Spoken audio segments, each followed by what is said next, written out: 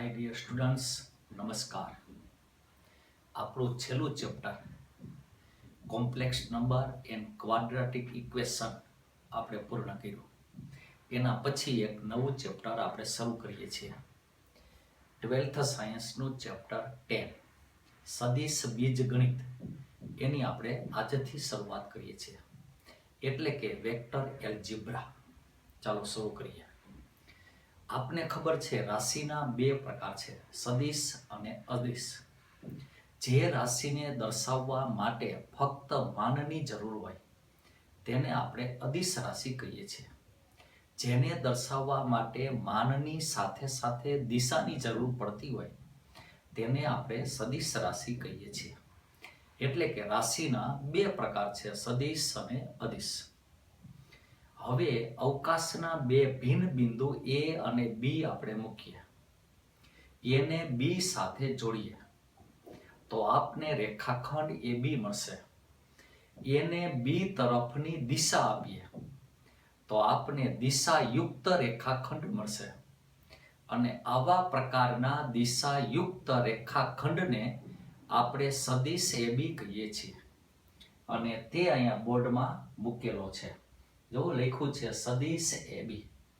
તો ટૂંકમાં બે ભિન્ન બિંદુને જોડીએ તો રેખાખંડ AB બને. રેખાખંડ AB ને A થી B તરફની દિશા આપો તો તે દિશાયુક્ત રેખાખંડ બને. અને આવા પ્રકારના દિશાયુક્ત રેખાખંડને આપણે સદિશ AB તરીકે ઓળખીએ છીએ. સદિશ AB માં A ને આપણે પ્રારંભિક બિંદુ અને B ને અંતિમ બિંદુ કહીએ છીએ. ચાલો તેના પછી આગળ વધીએ. વાત છે સ્થાન સદિશની. તો સ્થાન સદિશ એટલે શું? તો કે અવકાશનું કોઈ એક બિંદુ P છે, તે બિંદુને ઉગમ બિંદુ O સાથે જોડો અને O થી P તરફની દિશા આપો તો આપને સદિશ OP મળે છે. ધારો કે સદિશ OP બરાબર સદિશ A છે, તો આ સદિશ OP ને P બિંદુનો સ્થાન સદિશ કહે છે. અને સદિશ OP બરાબર સદિશ A છે, તેથી P બિંદુનો સ્થાન સદિશ A થશે, જેને આપણે સંકેતમાં P ઓફ સદિશ A વડે દર્શાવીએ છીએ. એટલે કે આપણે આમ દર્શાવીએ છીએ, P ઓફ વેક્ટર A. તો આને કહેવાય P બિંદુનો સ્થાન સદિશ.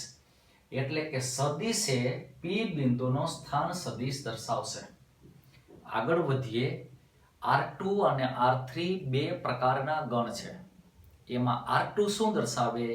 તો કે વાસ્તવિક સંખ્યાની ક્રમયુક્ત જોડનો ગણ. R3 શું દર્શાવે? વાસ્તવિક સંખ્યાની ક્રમયુક્ત ત્રયનો ગણ. તો વાસ્તવિક સંખ્યાની ક્રમયુક્ત જોડ અને વાસ્તવિક સંખ્યાની ક્રમયુક્ત ત્રય એ સદિશો દર્શાવે, એ આપને ખબર છે. તેથી કહી શકાય કે R2 અને R3 ના તમામ ઘટકો એ સદિશ થશે. એટલે કે R2 અને R3 એ સદિશોનો એક ગણ બને છે. તેથી આપણે R2 અને R3 ને સદિશ અવકાશ તરીકે ઓળખીએ છીએ. ખાસ યાદ રાખીએ તો R2 અને R3 એને આપણે સદિશ અવકાશ તરીકે કહીશું અને તેના ઘટકો એ સદિશ દર્શાવે. R2 ના ઘટકો એ સમતલ પરના સદિશો થશે અને R3 ના ઘટકો એ અવકાશ પરના સદિશો દર્શાવશે. અને R2 ના સદિશ એ વાસ્તવિક સંખ્યાની ક્રમયુક્ત જોડ સ્વરૂપે છે. R3 ના સદિશ એ વાસ્તવિક સંખ્યાની ક્રમયુક્ત ત્રય સ્વરૂપે છે.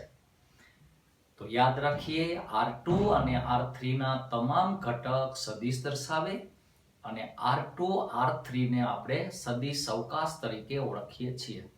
આગળ વધીએ એના પછી R3 યામ પદ્ધતિ. આપને ખબર છે x અક્ષ અને y અક્ષની મદદથી સમતલની યામ પદ્ધતિ બને છે. x અક્ષ અને y અક્ષ એકબીજાને લંબ છે. x અક્ષ અને y અક્ષ એ સમતલના 4 ભાગ કરે છે અને દરેક ભાગને ચરણ આપણે કહીએ છીએ.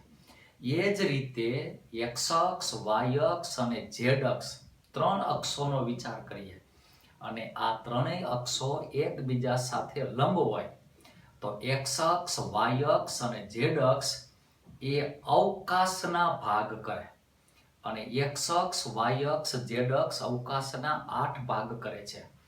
તેથી દરેક ભાગને આપણે અષ્ટાંશ તરીકે ઓળખીએ છીએ અને એક્સ અક્ષ, વાય અક્ષ અને ઝેડ અક્ષની ધન દિશા એ જમણા હાથના અંગૂઠાના નિયમને અનુસરે છે. એટલે કે આ રીતે આ દર્શાવશે એક્સ અક્ષની ધન દિશા, આ દર્શાવશે વાય અક્ષની ધન દિશા અને આ દર્શાવશે ઝેડ અક્ષની ધન દિશા. તો આ થઈ R3 યામ પદ્ધતિ. R3 યામ પદ્ધતિ એટલે અવકાશની યામ પદ્ધતિ જેમાં 3 અક્ષો હોય છે, એક્સ અક્ષ, વાય અક્ષ અને ઝેડ અક્ષ અને એ ત્રણેય અક્ષો એકબીજા સાથે લંબ હોય છે. એના પછી આગળ વધીએ. સદિશોની સમાનતા, સરવાળો અને અદિશ વડે ગુણાકાર. સદિશોની સમાનતા એટલે શું? તો કે બે સદિશ સમાન હોય તો અને તો જ તે બંને સદિશના અનુરૂપ ઘટકો સમાન હોય. એટલે કે જે બે સદિશોના અનુરૂપ ઘટકો સમાન હોય તે બંને સદિશ સમાન સદિશ દર્શાવશે. સદિશોનો સરવાળો. બે સદિશોનો સરવાળો એટલે શું? તો કે એ બંને સદિશના અનુરૂપ ઘટકોનો સરવાળો. તો સદિશ A અને સદિશ B હોય તો સદિશ A પ્લસ સદિશ B બરાબર શું થાય? તો કે પહેલા ઘટક સાથે પહેલા ઘટકનો સરવાળો, બીજા સાથે બીજાનો સરવાળો, ત્રીજા સાથે ત્રીજાનો સરવાળો. અને નંબર 3 અદિશ વડે સદિશનો ગુણાકાર. એટલે કે અદિશનો સદિશ સાથે સાદો ગુણાકાર. ધારો કે સદિશ A equal A1, A2, A3 છે અને K બિલોંગ્સ ટુ R છે અને આપણે એ પણ ખબર છે કે વાસ્તવિક સંખ્યાને આપણે અદિશ તરીકે ઓળખીએ છીએ. તો અહીંયા K બિલોંગ્સ ટુ R એ અદિશ દર્શાવશે. તો અદિશ સાથે સદિશનો સાદો ગુણાકાર એટલે K ઇન્ટુ સદિશ A. હું ઇન્ટુ બોલું છું, ડોટ બોલતો નથી. અને ઇન્ટુ એટલે સાદા ગુણાકારની વાત થઈ. તો K ઇન્ટુ વેક્ટર A બરાબર KA1, KA2, KA3 થશે. તો ટૂંકમાં સદિશનો અદિશ વડે ગુણાકાર કરવો એટલે સદિશના દરેક ઘટક સાથે અદિશ K નો ગુણાકાર થવો. તો આ રીતે બનશે. એના પછી હવે સદિશોની સમાનતા, સરવાળો અને અદિશ વડે ગુણાકાર એના કેટલાક ગુણધર્મો છે જે આપણે શીખ્યા છીએ. એટલે કે સદિશ સરવાળો અને અદિશ વડે ગુણાકારના ગુણધર્મો. એ ગુણધર્મો 11 છે, બોલું છું 1. સદિશ A અને સદિશ B એ R3 ના સદિશ હોય તો સદિશ A plus B A R3 નો સદિશ બનશે. એટલે કે સદિશ A અને B બિલોંગ્સ ટુ R3 હોય તો સદિશ A plus B belongs to R3 થશે. સદિશ સરવાળા માટે ક્રમનો નિયમ સત્ય છે. સદિશ સરવાળા માટે જૂથનો નિયમ સત્ય છે. સદિશ સરવાળાની ક્રિયામાં શૂન્ય સદિશનું અસ્તિત્વ છે. સદિશ સરવાળાની ક્રિયામાં વિરોધી સદિશ એટલે કે ઋણ સદિશનું અસ્તિત્વ છે. કેટલા ગુણધર્મો થયા? તો કે 5. છઠ્ઠો ગુણધર્મ અદિશનો સદિશ સાથે સાદો ગુણાકાર. એટલે કે સદિશ A બિલોંગ્સ ટુ R3 તથા અદિશ K બિલોંગ્સ ટુ R હોય તો K ઇન્ટુ સદિશ A બિલોંગ્સ ટુ R3 થાય. આ છઠ્ઠો ગુણધર્મ. 7મો K ના બ્રેકેટમાં સદિશ A પ્લસ B હોય તો એનું વિસ્તરણ K ઇન્ટુ સદિશ A પ્લસ K ઇન્ટુ સદિશ B બને. એટલે કે અદિશનો સદિશ સાથે ગુણાકારનું વિસ્તરણ પણ સાદો ગુણાકાર. એ જ રીતે બ્રેકેટમાં K પ્લસ L, બ્રેકેટની બહાર ઇન્ટુ સદિશ A. તો આનું વિસ્તરણ શું થાય? તો કે K ઇન્ટુ સદિશ A પ્લસ M ઇન્ટુ સદિશ A બને.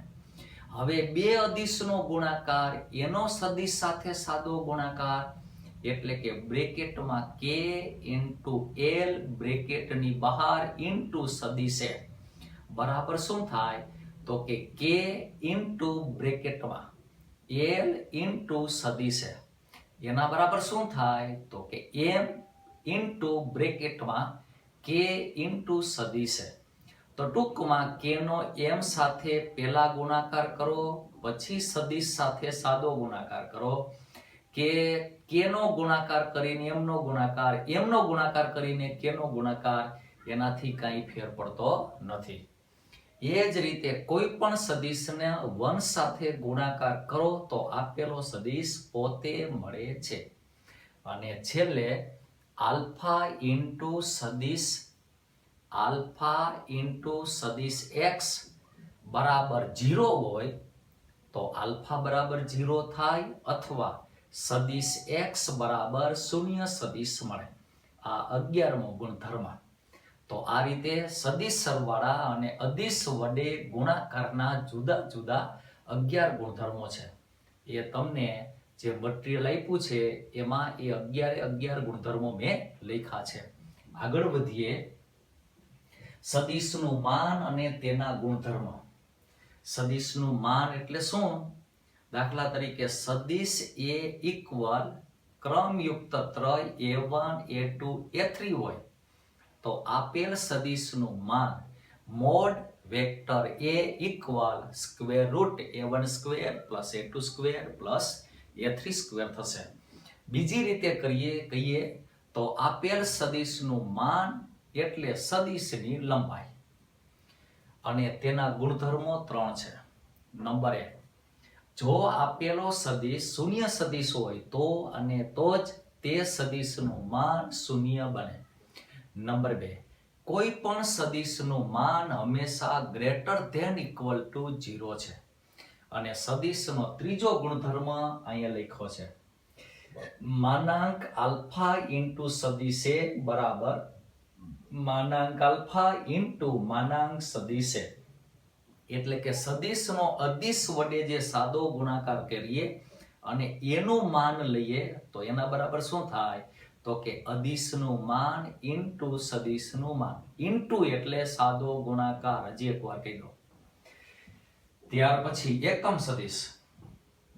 જે સદિશનું માન 1 એકમ હોય તેને આપણે એકમ સદિશ કહીએ છીએ.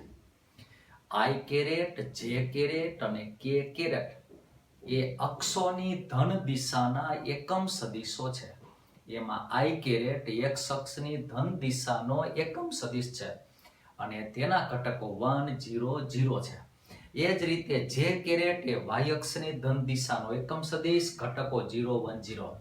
k કેરેટ એ z અક્ષની ધન દિશાનો એકમ સદિશ અને તેના ઘટકો 0 0 1 છે. એ આપણને ખબર છે. એના પછી સદિશોની દિશા એટલે કે બે સદિશોની દિશા વચ્ચેનો સંબંધ. ખાસ યાદ રાખીએ. શૂન્યેતર સદિશ વિચારીએ છીએ કેમ કે દિશા વચ્ચેનો સંબંધ એટલે આપેલા સદિશો શૂન્યેતર સદિશો છે. તો શૂન્યેતર સદિશો ધારો કે a અને b છે. કોઈ પણ એક સદિશને સાંભળીએ બરોબર. કોઈ પણ એક સદિશને ધન સંખ્યા વડે ગુણો બીજો સદિશ મળે તો આ બંને સદિશોની દિશા સમાન છે તેમ કહી શકાય. એ જ રીતે એક સદિશને ઋણ સંખ્યા વડે ગુણો બીજો સદિશ મળે તો આ બંને સદિશોની દિશા પરસ્પર વિરુદ્ધ છે તેમ કહી શકાય. એ જ રીતે એક સદિશને ધન કે ઋણ સંખ્યા વડે ગુણો બીજો સદિશ ના મળે તો આ બંને સદિશોની દિશા સમાન નથી. આ બંને સદિશોની દિશા પરસ્પર વિરુદ્ધ નથી. તો આવા પ્રકારના સદિશોની દિશા ભિન્ન છે તેમ કહી શકાય. તો ટૂંકું ને ટચ એક સદિશને ધન સંખ્યા વડે ગુણો બીજો મળે તો આ બંને સદિશોની દિશા સમાન. ઋણ સંખ્યા વડે ગુણો બીજો મળે તો આ બંને સદિશોની દિશા પરસ્પર વિરુદ્ધ. કોઈ પણ શૂન્યેતર સંખ્યા વડે ગુણો અને બીજો સદિશ ના મળે તો આ બંને સદિશોની દિશા ભિન્ન છે તેમ કહી શકાય. આગળ વધીએ. સમરેખ સદિશો કોને કહેવાય? ટૂંકું ને ટચ જે સદિશોની દિશા સમાન અથવા પરસ્પર વિરુદ્ધ હોય એવા સદિશોને આપણે સમરેખ સદિશો કહીએ છીએ. અને સમરેખ સદિશો એક જ રેખા ઉપર હોય અથવા એકબીજાને સમાંતર હોઈ શકે, પરંતુ તે સદિશોની દિશા સમાન અથવા પરસ્પર વિરુદ્ધ છે. દાખલા તરીકે સદિશ x અને સદિશ y ની વાત કરીએ. જો સદિશ x અને સદિશ y ની દિશા સમાન અથવા પરસ્પર વિરુદ્ધ હોય તો સદિશ x અને y સમરેખ સદિશો છે તેમ કહી શકાય. એના ઉપરનું એક પરિણામ યાદ રાખીએ, બરોબર. સદિશ x બાર અને y બાર શૂન્યેતર સદિશ છે. કોઈ પણ એક સદિશને શૂન્યેતર સંખ્યા વડે ગુણો અને બીજો સદિશ મળે તો આ બંને સદિશો સમરેખ સદિશો થશે, કેમ કે ઉપરની વ્યાખ્યા પ્રમાણે. તો અહીંયા લખ્યું છે સદિશ x ને શૂન્યેતર સંખ્યા k વડે ગુણો બીજો સદિશ મળે તો સદિશ x અને y એ સમરેખ સદિશો થશે, જ્યાં k does not equal 0. તેના પછી બે પરિણામો છે. એમાંનું એક પરિણામ, જો આપેલ શૂન્યેતર સદિશો સમાન હોય તો અને તો જ એ બંને સદિશોની દિશા સમાન અને એ બંને સદિશોના માન સમાન હોય. એટલે કે બે સદિશ x અને y છે, આ બંને સદિશોના માન સમાન સાથે બંને સદિશોની દિશાય સમાન, તો અને તો જ આ બંને સદિશ x અને y સમાન સદિશો થશે. આ એક પ્રકારનું પરિણામ. બીજું, કોઈ પણ સદિશની દિશાનો એકમ સદિશ હંમેશા અનન્ય મળે છે, પરંતુ તે સદિશ શૂન્યેતર સદિશ જોઈએ. તેથી આપણે આમ બોલી શકીએ, કોઈ પણ શૂન્યેતર સદિશ x હોય તો આ સદિશની દિશાનો એકમ સદિશ હંમેશા અનન્ય મળે છે, અને તે અનન્ય એકમ સદિશ શોધવા માટેનું સૂત્ર તમને ખબર છે, સદિશ છેદમાં તેનું માન. જો અહીં લખ્યું છે, ધારો કે સદિશ x લઈએ આપણે, તો સદિશ x ની દિશાનો એકમ સદિશ, જેને આપણે સંકેતમાં x કેરેટ વડે દર્શાવીએ છીએ, અને x કેરેટ બરાબર શું? તો કે સદિશ x છેદમાં સદિશ x નું માન. તો તે આપેલા સદિશની દિશાનો એકમ સદિશ થશે. તમને એમ કીધું હોય કે આપેલ સદિશની વિરુદ્ધ દિશાનો એકમ સદિશ શોધો, તો શું કરવાનું? તો કે માઈનસ નિશાની, સદિશ છેદમાં તેનું માન. તમને એમ કીધું હોય કે આપેલ સદિશની દિશાનો 5 એકમ વાળો સદિશ શોધો, તો એકમ સદિશને 5 વડે ગુણવાના, વગેરે એ રીતે. ત્યાર પછી બે નામ છે નિયત અને મુક્ત સદિશો. એ કોને કહી શકાય? હાલો પહેલા વાત કરીએ નિયત સદિશની. જે સદિશનું પ્રારંભિક બિંદુ ઉગમ બિંદુ હોય તે સદિશને આપણે નિયત સદિશ કહીએ છીએ, પરંતુ જે સદિશનું પ્રારંભિક બિંદુ ઉગમ બિંદુ નથી તેને આપણે મુક્ત સદિશ કહીએ છીએ. એટલે કે તેને આપણે સ્વૈર સદિશ કહીએ છીએ, એટલે કે તે સદિશનો સ્વૈર નિરૂપણ છે. હવે આના ઉપરથી બે વિધાન બોલું છું. કોઈ પણ એક નિયત સદિશ વિચારો, તો આ નિયત સદિશના મુક્ત સદિશો અનંત મળે છે. એનાથી ઊંધું, સમાન હોય તેવા અનંત મુક્ત સદિશો, એકબીજા સાથે સમાન હોય તેવા અનંત મુક્ત સદિશોનો નિયત સદિશ હંમેશા અનન્ય હોય છે. તો આ બંને વિધાન બરોબર યાદ રાખીએ. હાલો એના પછી આગળ વધીએ. નવો શબ્દ આવ્યો તમારા માટે, સુરેખ સંયોજન. સુરેખ સંયોજન એટલે લિનિયર કોમ્બિનેશન. લિનિયર કોમ્બિનેશન કોને કહેવાય એની વ્યાખ્યા બોલું છું. સદિશ x1 x2 x3 up to xn છે. અદિશ α1, α2, α3 અપ ટુ αn. સદિશ એટલે વાસ્તવિક સંખ્યા.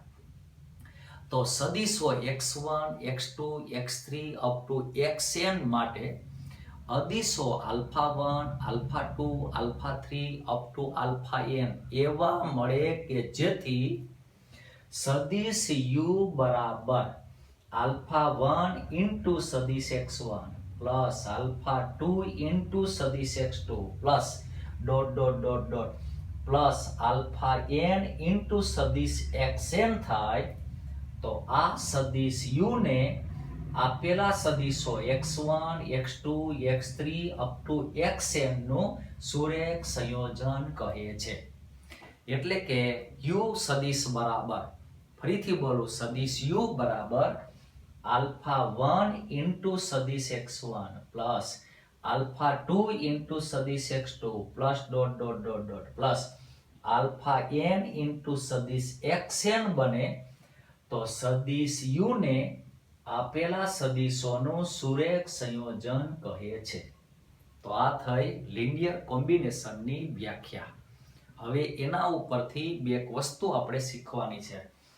હવે આપણે ખબર છે સદિશનું ઘટક સ્વરૂપ, પછી સદિશના સદિશ ઘટકો અને અદિશ ઘટકો, એને આપણે સુરેખ સંયોજન સાથે સાંકળવું છે. જો આ રીતે બોલું છું, ધારો કે સદિશ a બરાબર ક્રમયુક્ત ત્રય a1, a2, a3 છે. તો દરેક સદિશને i કેરેટ, j કેરેટ અને k કેરેટના સુરેખ સંયોજન તરીકે દર્શાવી શકાય છે. અને આવા પ્રકારનું સુરેખ સંયોજન હંમેશા અનન્ય મળે છે. એટલે કે આપણે આમ લખી શકીએ છીએ, સદિશ a બરાબર ક્રમયુક્ત ત્રય a1, a2, a3 બરાબર a1 i caret plus a2 j caret plus a3 k caret. એટલે કે કોઈ પણ સદિશને બે રીતે દર્શાવી શકાય. એક ક્રમયુક્ત ત્રય સ્વરૂપે, નંબર 2 i j k ના સુરેખ સંયોજન સ્વરૂપે. અને આવા પ્રકારનું સુરેખ સંયોજન હંમેશા અનન્ય મળે છે. તેથી આપણે કહી શકીએ કે R3 ના દરેક સદિશને i j k કેરેટના સુરેખ સંયોજન તરીકે અનન્ય રીતે દર્શાવી શકાય છે. એ જ રીતે R2 ના દરેક સદિશને i કેરેટ અને j કેરેટના સુરેખ સંયોજન સ્વરૂપે અનન્ય રીતે દર્શાવી શકાય છે. તો સદિશનું જે સુરેખ સંયોજન સ્વરૂપ થયું તેને આપણે આપેલ સદિશનું ઘટક સ્વરૂપ કહીએ છીએ. અને એ ઘટક સ્વરૂપમાં a1 i caret, a2 j caret, a3 k કેરેટને આપેલ સદિશના સદિશ ઘટકો કહીએ છીએ. અને સ્મોલ a1, a2, a3 ને આપેલ સદિશના અદિશ ઘટકો કહીએ છીએ, જે આપને ખબર છે. તો ટૂંકમાં આપણે જે i j k સ્વરૂપે દર્શાવીએ છીએ, એટલે કે સદિશને જે આપણે ઘટક સ્વરૂપે દર્શાવીએ છીએ, એ ઘટક સ્વરૂપ એટલે આપેલ સદિશનું સુરેખ સંયોજન સ્વરૂપ. ત્યાર પછી સદિશ સરવાળા માટે ત્રિકોણનો નિયમ. ધારો કે ત્રિકોણ ABC છે. તો આપને ખબર છે સદિશ AB પ્લસ સદિશ BC બરાબર સદિશ AC બને. એટલે કે સદિશ AB પ્લસ સદિશ BC પ્લસ સદિશ CA બરાબર શૂન્ય સદિશ થાય. આ ત્રિકોણનો નિયમ ચતુષ્કોણ, પંચકોણ, ષટકોણ, વ્યાપક રીતે બહુકોણ માટે સત્ય છે અથવા આપણે ઉપયોગમાં લઈ શકીએ છીએ. એ જ રીતે સદિશ સરવાળા માટે સમાંતર બાજુ ચતુષ્કોણનો નિયમ. સામાન્ય રીતે આ નિયમનો ઉપયોગ ક્યારે કરી શકાય?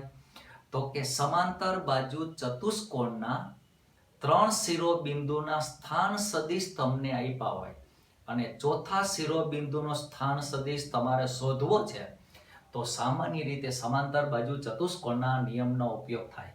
દાખલા તરીકે ચતુષ્કોણ, ફરીથી બોલો, સમાંતર બાજુ ચતુષ્કોણ ABCD માં A બિંદુનો સ્થાન સદિશ ધારો કે A છે, B નો સ્થાન સદિશ ધારો કે B છે, C નો સ્થાન સદિશ ધારો કે C છે. તો ચોથા શિરોબિંદુનો સ્થાન સદિશ શું થાય? તો કે ડી નો સ્થાન સદિશ સદિશ એ પ્લસ સદિશ સી માઇનસ સદિશ બી થશે. એટલે કે પાસેના શિરોબિંદુના સ્થાન સદિશના સરવાળામાંથી સામેના શિરોબિંદુનો સ્થાન સદિશ બાદ કરો તો આપણે જે તે ચોથા શિરોબિંદુનો સ્થાન સદિશ મળે. અને આ આપણે સમાંતર બાજુ ચતુષ્કોણનો નિયમ કહીએ છીએ. તો આ રીતે મોટે ભાગે તેનો આપણે ઉપયોગ કરીએ છીએ. પણ આપેલ ચતુષ્કોણ સમાંતર બાજુ ચતુષ્કોણ હોવો જોઈએ. કોઈ પણ ચતુષ્કોણ માટે આ નિયમ સત્ય નથી. આગળ વધીએ. R3 માં અંતર સૂત્ર જે તમને ખબર જ છે. ધારો કે R3 ના બિંદુઓ A એના યામ x1 y1 z1 B ના યામ x2 y2 z2 છે. તો A થી B સુધીનું અંતર એટલે AB અને AB એટલે સદિશ AB નું માન. તેથી AB બરાબર માનાંક સદિશ AB બરાબર square root x1 - x2 square plus y1 - y2 square plus z1 - z2 square, જેને આપણે બે બિંદુ વચ્ચેનું અંતર કહીએ છીએ. અહીંયા બિંદુ A અને B R3 ના બિંદુઓ છે, એટલે કે અવકાશના બિંદુઓ છે. એ જ રીતે વિભાજન સૂત્ર એની વાત કરી દો.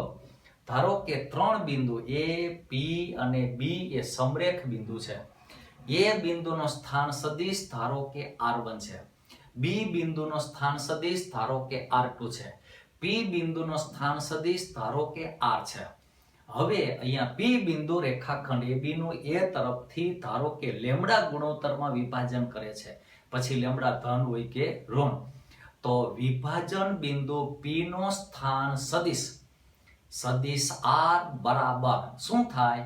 તો કે લેમ્બડા ઇન્ટુ સદિશ R2 પ્લસ સદિશ R1 છેદમાં લેમ્બડા પ્લસ 1 થાય. એટલે કે આપણે વિભાજન સૂત્રની મદદથી વિભાજન બિંદુનો સ્થાન સદિશ મળે છે. તો આ રીતે વિભાજન બિંદુનો સ્થાન સદિશ આપણે મળે. હવે સદિશોના કેટલાક પ્રકાર. શૂન્ય સદિશ શું? તો કે જે સદિશના ત્રણેય ઘટકો 0 0 0 હોય તેને આપણે શૂન્ય સદિશ કહીએ છીએ. અને શૂન્ય સદિશ એ ઉગમ બિંદુ ઉપર છે. શૂન્ય સદિશનું માન શૂન્ય છે, પરંતુ શૂન્ય સદિશને દિશા નથી, એ ખાસ નોંધ કરીએ. આ જ રીતે R2 ની વાત કરીએ તો જેના બંને ઘટકો 0 0 હોય તેને R2 નો શૂન્ય સદિશ આપણે કહીએ છીએ. એ જ રીતે સમ ઉદ્ભવ સદિશો, જે સદિશોના ઉદ્ભવ બિંદુ સમાન હોય. ફરીથી બોલું, જે સદિશોના ઉદ્ભવ બિંદુ એટલે કે પ્રસ્થાન બિંદુ અથવા પ્રારંભિક બિંદુ સમાન હોય તેવા પ્રકારના સદિશોને સમ ઉદ્ભવ સદિશો આપણે કહીએ છીએ. દાખલા તરીકે સદિશ AB અને સદિશ AC, આ બંને સદિશોનો પ્રારંભિક બિંદુ A કોમન છે. તેથી આ બંને સદિશો સમ ઉદ્ભવ સદિશો કહે છે. એ જ રીતે સમાન સદિશો આગળ વાત કરી દીધી. આપેલા બંને સદિશના અનુરૂપ ઘટકો સમાન હોય તો તે બંને સદિશો સમાન સદિશો થશે. અને સમાન સદિશોના માન સમાન હોય, સમાન સદિશોની દિશા પણ સમાન હોય. એના પછી વાત કરીએ વિરોધી સદિશ. ધારો કે સદિશ x છે, તો સદિશ x નો વિરોધી સદિશ માઇનસ સદિશ x થશે, જેને આપણે આપેલ સદિશનો ઋણ સદિશ પણ કહીએ છીએ. બીજી રીતે વિચારીએ તો ધારો કે સદિશ AB છે, તો સદિશ AB નો વિરોધી સદિશ એટલે માઇનસ સદિશ AB અથવા સદિશ BA થશે, જેને આપેલા સદિશ AB નો વિરોધી અથવા ઋણ સદિશ આપણે કહીએ છીએ. ત્યાર પછી આવે સદિશના દિક ખૂણા, દિક કોસાઇન, દિક ગુણોત્તરો. ધારો કે શૂન્યતર સદિશ એક છે, કોઈ એક શૂન્યતર સદિશ છે. તે સદિશના x અક્ષની ધન દિશા સાથેનો ખૂણો આલ્ફા, y અક્ષની ધન દિશા સાથેનો ખૂણો બીટા અને z અક્ષની ધન દિશા સાથેનો ખૂણો ગેમા છે. તો આલ્ફા, બીટા, ગેમાને આપેલ સદિશના દિક ખૂણા કહે છે. અને alpha, beta, gamma belongs to સૌર તંત્રાલ 0 પાઈ છે. આ પણ ખાસ નોંધ કરીએ. જો આલ્ફા બીટા ગેમા આપેલ સદિશના દિક ખૂણા હોય તો cos alpha cos beta cos gamma એને આપેલ સદિશની દિક કોસાઇન કહે છે.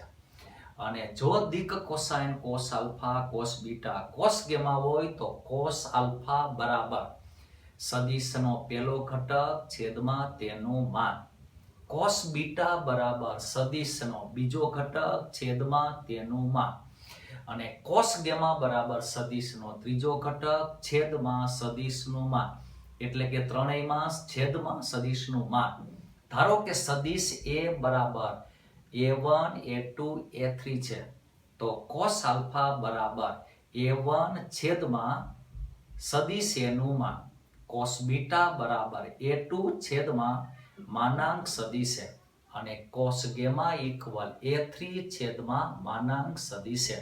એ રીતે તો ટૂંકમાં આ રીતે આપણે કોસ આલ્ફા કોસ બીટા અને કોસ ગેમા મળે અને તેના વર્ગનો સરવાળો કરીએ તો cos square alpha plus cos square beta plus cos square gamma equal 1 થશે. આ ખાસ યાદ રાખીએ પરિણામ.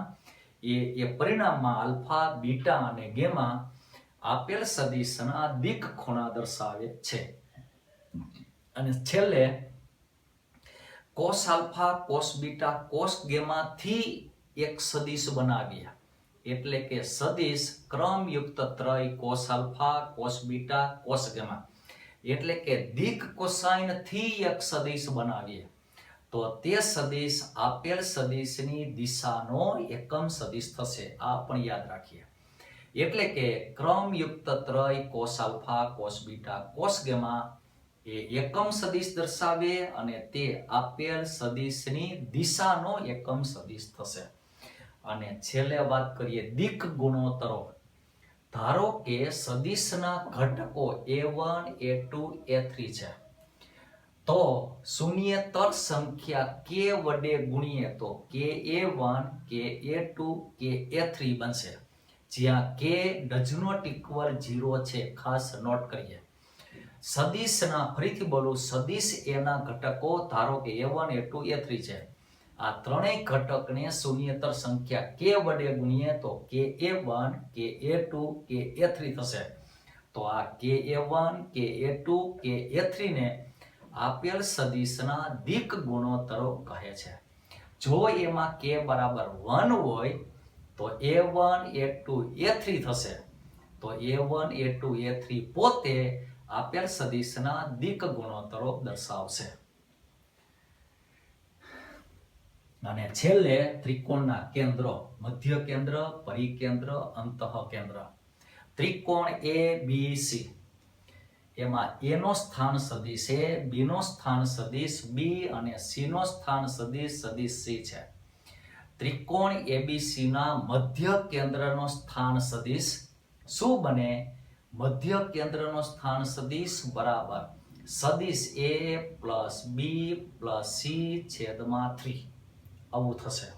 એ જ રીતે પરિકેન્દ્ર ધારો કે P હોય તો PA બરાબર PB બરાબર PC, તેની મદદથી આપણને P મળશે, એટલે કે P બિંદુનો સ્થાન સદિશ મળશે જે ત્રિકોણ ABC નું પરિકેન્દ્ર દર્શાવશે.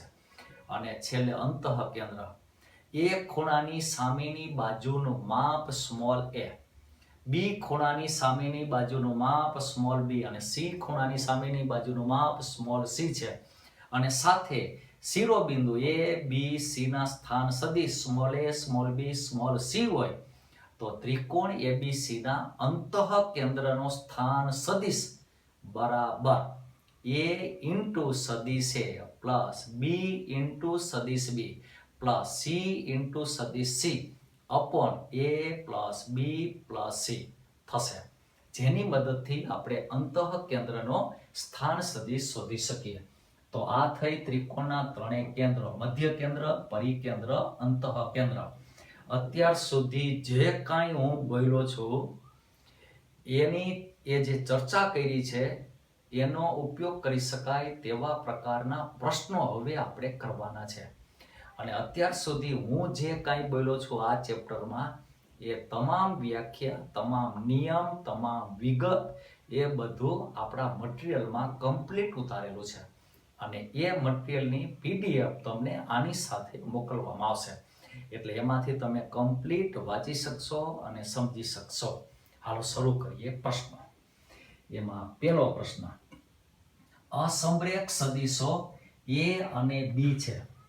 જો સદિશ U બરાબર x × A plus 2y × B અને સદિશ V બરાબર 3x × સદિશ B માઇનસ 2y × સદિશ A, સદિશ W બરાબર 4 × સદિશ A માઇનસ 2 × સદિશ B માટે આવું આપ્યું છે 2 × સદિશ U માઇનસ સદિશ V બરાબર સદિશ W. તો x પ્લસ y ની કિંમત આપણે શોધવી છે. સદિશ મૂકી દો, બીજું કંઈ કરવાનું નથી. હાલો આ એક ઇક્વેશન આપણે આપ્યું છે 2 × સદિશ U માઇનસ સદિશ V બરાબર સદિશ W. સદિશ U ના સ્થાને આ કિંમત મૂકી દો, સદિશ V ના સ્થાને આ કિંમત મૂકો, W ના સ્થાને આ કિંમત મૂકો એટલે આવું થશે. હવે સદિશ A એની સાથેના સહગુણકો ભેગા કરી દો. એ જ રીતે સદિશ B તેના સહગુણકો. સદિશ A ને ડાબી બાજુ રાખીએ, સદિશ B ને જમણી બાજુ રાખીએ તો સદિશ A સાથે ગુણકમાં 2x + 2y - 4 થશે અને સદિશ B સાથે ગુણકમાં 3x - 4y - 2 થશે. આ સદિશ સાથે આ વાસ્તવિક સંખ્યાનો સાદો ગુણાકાર છે, એટલે કે સદિશનો અદિશ વડે ગુણાકાર એ વસ્તુ છે ત્યાં. એ જ રીતે સદિશ B નો આ વાસ્તવિક સંખ્યા સાથે સાદો ગુણાકાર છે. હવે આપણે એમ કીધું છે સદિશ A અને સદિશ B અસમરેખ છે. ખાસ નોટ કરીએ, આ સમરેખ નથી. તો આપણે સમરેખની વ્યાખ્યા આપી છે કે કોઈ પણ એક સદિશને શૂન્યેતર સંખ્યા વડે ગુણો બીજો સદિશ મળે તો આ બંને સદિશો સમરેખ છે. એ જ વસ્તુને મેં અહીંયા લખી છે. ધારો કે સદિશ A અને સદિશ B સમરેખ છે તો એક સદિશને શૂન્યેતર સંખ્યા વડે ગુણો બીજો સદિશ મળે. ધારો કે શૂન્યેતર સંખ્યા k = m/n છે અને અહીંયા k does not equal 0 છે, તેથી m/n does not equal 0 થશે. k ના સ્થાને m/n મૂકી દો, n ને ડાબી બાજુ લઈ જાઓ તો આપને આવું મળશે n × સદિશ A = m × સદિશ B, જ્યાં mn does not equal 0 કેમ કે 0 નથી, કેમ કે આપેલા સદિશો સમરેખ છે. તો યાદ રાખીએ ખાસ, જો સદિશ A અને સદિશ B એ સમરેખ હોય તો n × સદિશ A બરાબર m × સદિશ B થાય અને સાથે mn does not equal 0 બને. હવે વિચારવું જોઈએ, તો સદિશ A અને સદિશ B અસમરેખ હોય તો શું થાય? તો કે સહગુણક m અને n બંને 0 0 હોય. જો m અને n બંને does not equal 0 હોય તો સદિશ A અને B સમરેખ સદિશો છે. જો m અને n બંને 0 0 હોય તો સદિશ A અને B સમરેખ સદિશો નથી, એટલે કે તે અસમરેખ છે. તો ખાસ યાદ રાખીએ, સદિશ A અને સદિશ B અસમરેખ હોય અને સાથે na બરાબર m × સદિશ B તો mn બરાબર 0 બને. ચાલો અહીં આવતા રહીએ. તો આ સદિશ A એની સાથે ગુણકમાં અદિશ જેને આપણે n કહીએ, સદિશ B એની સાથે ગુણકમાં અદિશ જેને આપણે m વડે દર્શાવીએ. આ બંને સદિશ અસમરેખ છે, તેથી a ની સાથેનો ગુણાંક અને b ની સાથેનો ગુણાંક બે 0 0 છે. તેથી આના બરાબર 0 અને આના બરાબર 0, એટલે કે 2x + 2y - 4 બરાબર 0 અને 3x - 4y - 2 બરાબર 0. આના ઉપરથી આપણે x અને y ની કિંમત મળશે. x ની કિંમત 10/7, y ની કિંમત 4/7, તેથી સરવાળો આપણે 2 મળશે. તો આ રીતે આપણે x + y ની કિંમત શોધી શકીએ. યાદ રાખીએ ખાસ, જો સદિશ A અને સદિશ B સમરેખ સદિશ હોય તો A અને B ના સહગુણકો જે અદિશ સ્વરૂપે છે તે does not equal 0 અને સમરેખ નથી તો આ બંને સહગુણકો 0 0 છે. એના પછીનો એક પ્રશ્ન, જો 2i plus 4j minus 5k અને i plus 2j plus 3k એ સમાંતર બાજુ ચતુષ્કોણની પાસેની બાજુઓ છે, તો તેમના વિકર્ણની લંબાઈ આપણે શોધવી છે. તો અહીંયા બે સદિશો આપ્યા છે અને એ બંને સદિશો સમાંતર બાજુ ચતુષ્કોણની પાસેની બાજુને સમાવતા સદિશો છે. આકૃતિ અહીંયા દોરી. ધારો કે એક બાજુને સમાવતો સદિશ A અને બીજી બાજુને સમાવતો સદિશ B છે, તો સદિશ A વત્તા સદિશ B શું દર્શાવે? વિકર્ણને સમાવતો સદિશ દર્શાવે. એ આપણને ખબર છે. એ જ રીતે આ સદિશ B હોય તો આ પણ શું થાય? સદિશ B. અને દિશા તમે વિરુદ્ધ કયો તો વિરુદ્ધ કરો તો શું થાય? તો કે માઇનસ સદિશ B બને. તો આ સદિશ BC એ B છે, તો સદિશ DA એ માઇનસ B થશે. તો હવે આ બીજો વિકર્ણ, તો આ એક બાજુને સમાવતો સદિશ DA, બીજી બાજુને સમાવતો સદિશ AB, તો આ બંનેનો સરવાળો એ સદિશ DB બને. તેથી આપણે કહી શકીએ માઇનસ સદિશ B પ્લસ સદિશ A બરાબર વિકર્ણને સમાવતો સદિશ. એને આપણે ક્રમમાં લખીએ તો શું થાય? સદિશ A માઇનસ સદિશ B. તો ટૂંકું ને ટચ પાસેની બાજુને સમાવતા સદિશ A અને B હોય તો આ બંનેનો સરવાળો એક વિકર્ણને સમાવતો સદિશ દર્શાવે. આ બંને સદિશોની બાદબાકી એ બીજા વિકર્ણોને સમાવતો સદિશ દર્શાવે. અને પછી તે સદિશનું માન એટલે વિકર્ણની લંબાઈ.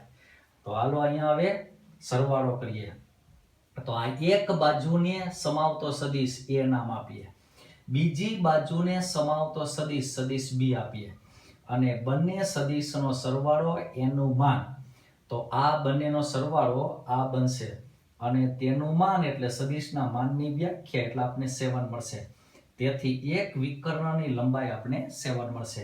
બીજો વિકર્ણ, તો એમાં પાસેની બાજુને સમાવતા સદિશની બાદબાકી, એનો માનાંક એટલે વિકર્ણની લંબાઈ. તો સદિશ A માઇનસ B આ બંનેની બાદબાકી આપણને આ મળશે અને તેથી તેનું માન એ આવશે √69.